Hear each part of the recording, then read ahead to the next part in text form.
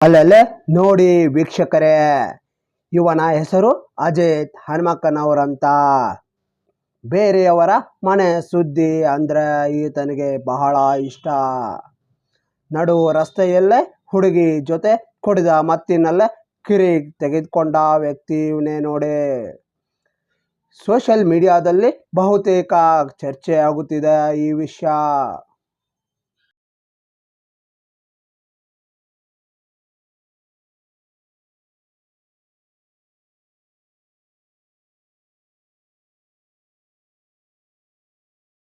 ಹೇಳೋದು ಆಚಾರ, ಮಾಡೋದು ಅನಾಚಾರವೆಂಬಂತೆ ಈ ಅಜಿತ್ ಹನುಮಕ್ಕನವರ್ ಅಸಭ್ಯ ವರ್ತನೆಯನ್ನ ತೋರಿಸಿದ್ದಾನೆ. ಈ ವಿಷಯ ಸೋಷಿಯಲ್ ಮೀಡಿಯಾದಲ್ಲಿ ಬಹಳ ಚರ್ಚೆ ಆಗುತ್ತಿದೆ. ನೆಟ್ಟಿಗರು ಕೆಂಡ ಮಂಡಲಗೊಂಡಿದ್ದಾರೆ.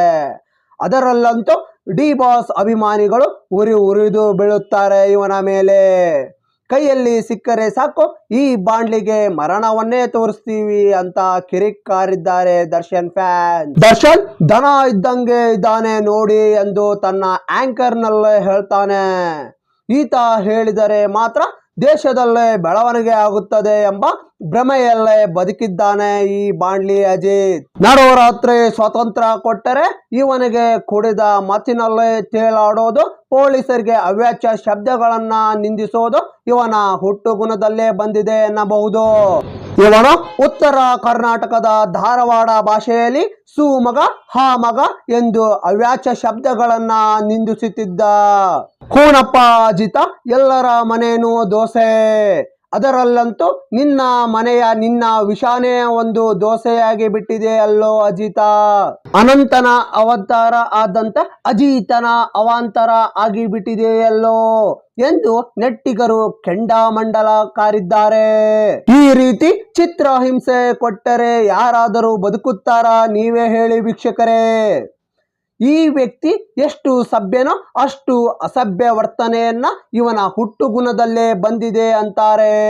ಏನಾದರೂ ಹೇಳಬೇಕಾದರೆ ಭಗವದ್ಗೀತೆ ಶ್ರೇಷ್ಠವೆಂದು ಹೇಳುವ ಈ ವ್ಯಕ್ತಿ ಮಾಡುವ ಈ ತರ ಅಸಭ್ಯ ವರ್ತನೆ ನೆಟ್ಟಿಗರ ಅಭಿಪ್ರಾಯವನ್ನ ಸುಚ್ಚಿ ಎತ್ತುವಂತೆ ಮಾಡುತ್ತಿದೆ. ಯಾರಿಗಾದರೂ ಏನಾದರೂ ನಿಂದಿಸಬೇಕಾದರೆ ನಾನು ಮೊದಲು ಸರಿ ಇದ್ದೇನೆ ಎಂದು ಆತ್ಮಸಾಕ್ಷಿಯನ್ನ ಒಂದು ಸಲ ಅವಲೋಕನ ಮಾಡಿಕೊಳ್ಳಬೇಕಾಗುತ್ತದೆ. ಈತ ಒಬ್ಬ ನಟನನ್ನ ಹೀನಾಯವಾಗಿ ನಿಂದಿಸುತ್ತಿದ್ದ. ದನ ಇದ್ದಂಗೆ ಇದೆಯಾ, ಮಾಂಸ ಖಂಡಗಳು ತೊಲೆ ಇದ್ದಂಗೆ ಇದೆ ಅಂತಿದ್ದ. ನೀನೇನಾದರೂ ದರ್ಶನ್ಗೆ ಒಂದು ತುತ್ತು ಅನ್ನ ಹಾಕಿದೇನಪ್ಪ. ಈತನ್ನ ನೋಡಿದರೆ ಪ್ರಗತಿಪರ ಪತ್ರಿಕೋದ್ಯಮಿ ಎನಿಸಿಕೊಳ್ಳುವುದಕ್ಕಿಂತ ಹೀನಾಯ ದುಸ್ಥಿತಿಯಲ್ಲಿ ಈತ ಕುಡಿದ ಮತ್ತಿನಲ್ಲಿ ನಡೆಯುತ್ತಿದ್ದಾನೆ ನೋಡಿ. ದೇಶದ ಹಾಗೂ ರಾಜ್ಯದ ಸ್ವಸ್ಥ ಸಮಾಜವನ್ನು ಕಾಪಾಡುವ ಈ ವ್ಯಕ್ತಿ ಮಾಡುವುದು ಈ ತರ ಹಲಕ ಕೆಲಸ ಎಂದರೆ ತಪ್ಪಾಗುವುದಿಲ್ಲ.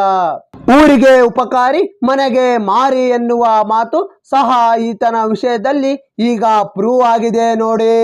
ಈತನ ಸಹ ಉದ್ಯೋಗಿಗಳು ಹೇಳುವಂತೆ ಈತನಿಗೆ ಡೈಲಿ ನೈಟ್ ಎಣ್ಣೆ ಬೇಕೇ ಬೇಕು. ಎಲ್ಲರಿಗೂ ಮಾನ ಮರ್ಯಾದೆ ಇರುತ್ತೋ ಹಾಗೆ ನಿನಗೂ ಇರುತ್ತೆ. ನಿನ್ನ ಹಾಗೆ ನಾವು ನಾಚಿಕೆಗೆಟ್ಟರೆ ನಾವು ಮಾಧ್ಯಮದವರು ಎನ್ನಲು ಸಾಧ್ಯವಾಗುವುದಿಲ್ಲ. ಹಾಗೆ ದಳ್ಳಾಳಿ ವ್ಯಾಪಾರಿಗಳು ಆಗಿಬಿಡುತ್ತೇವೆ ಕೇಳೋ. ಪತ್ರಕರ್ತನಿಗೆ ಇರಬೇಕಾದ ಸಾಮಾನ್ಯ ಪ್ರಜ್ಞೆಯೂ ಇಲ್ಲಲ್ಲೋ ಅಜಿತ. ಇದು ಇವತ್ತಿನ ಸ್ಟೋರಿ ಆಗಿದೆ. ಕುಡಿದ ಮತ್ತಿನಲ್ಲೇ ಅಜಿತ್ ತೇಲಾಟ ಎಂಬುವ ವಿಶೇಷ ಕಾರ್ಯಕ್ರಮ. ಹೀಗೆ ನೋಡ್ತಾ ಇರಿ ನಮ್ಮ ಪ್ರಜಾಧ್ವನಿ ನ್ಯೂಸ್ ಚಾನಲ್.